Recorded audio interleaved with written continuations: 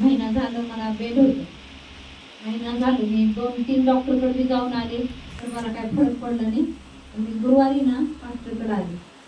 मला यायचं बी नव्हतं, पण तसंच बळसले, दुखत होतं, रडतच आले. ते वाटेना, पण इथं पण बसू वाटत नव्हतं. इथून जाऊ का काय उडून असं करून कोर सांगले पास्टर वचन माझ्या असं मनात उडालं सारखं. कधी संपते, कधी जाईल, कधी संपत आहे, माझी काही ठरत राहीच ना. मग ना लास्टला प्रार्थना केल्यावर पास्टरने प्रार्थना केली, काय प्रगट झालं का काय माहित काय झालं, पण मला असं वाटलं आलं की मला कोणतं वडीत निघून आले.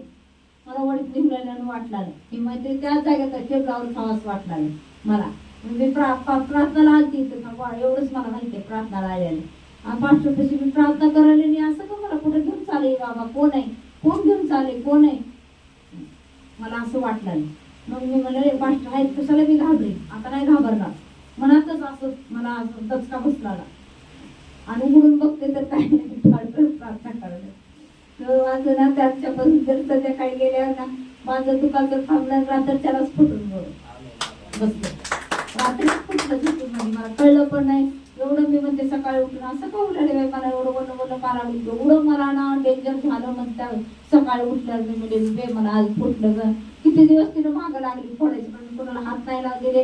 2 लेडीज डॉक्टरकडे बसून गेले, तिथं पण त्यांनी लागूनच बघितलं, म्हणजे हात नाही लावले, एवढीच गाठ अशी होती.